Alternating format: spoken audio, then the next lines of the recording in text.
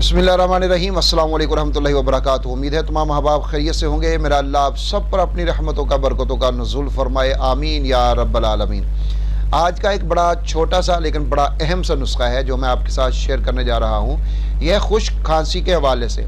खुश्क खांसी अगर किसी को हो जाए, और आपको पता है जब खुश्क खांसी हो जाती है तो फिर वो पूरी रात सोने नहीं देती, और खांसी वाला बेचारा ना खुद सोता है और ना फिर इर्द गिर्द वाले लोग सोते हैं, और वो खांसता रहता है, और फिर इससे बहुत ज़्यादा जो है तकलीफ़ होती है, फिर पसलियों में भी दर्द होना शुरू हो जाता है। तो इसको आप करें, बड़ा आसान सा इसका नुस्खा कह लें, टोटका कह लें आप।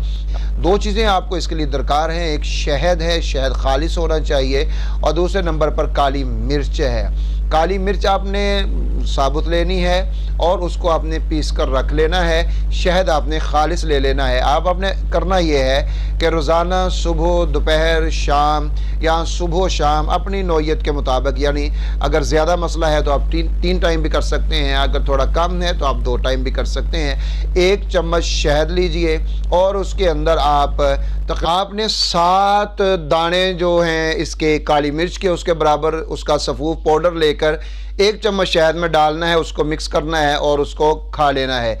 दिन में 2 टाइम कर लें, सुबह शाम कर लें, अगर बहुत ज़्यादा मसला है आप 3 टाइम कर लें। इंशाअल्लाह हुआ ताला इसको आप 2-3 टाइम इस्तेमाल करेंगे तो आपके जो खांसी का ज़ोर था, जो उसकी शिद्दत थी, वो इंशाअल्लाह हुआ ताला कम हो जाएगी और फिर खांसी भी ख़त्म हो जाएगी और बिल्कुल आपको सुकून हो जाएगा, और रात को आप ख़ुद भी सुकून से सोएंगे और आपके दाएं बाएं वाले भी सुकून से सो जाएंगे इंशाअल्लाह हुआ ताला। तो ये खांसी के लिए, खुश खांसी के लिए ये बहुत ही ज़बरदस्त, आज़मूदा और आसान सा नुस्खा है। इसको ज़रूर इस्तेमाल कीजिएगा। मैंने इसको बहुत इस्तेमाल किया और करवाया है, और इसके अंदर अगर अदरक का पानी भी डाल दिया जाए तो उससे इसका जो फ़वाइद हैं वो और ज़्यादा हो जाते हैं। तो आप इसको ज़रूर इस्तेमाल कीजिएगा इंशाअल्लाह हुआ ताला। ये वीडियो आपके लिए बहुत ज़्यादा फ़ायदेमंद साबित होगी। अपना ख्याल रखिएगा, दुआ में याद रखिएगा। अल्लाह हाफ़िज़ व नासिर।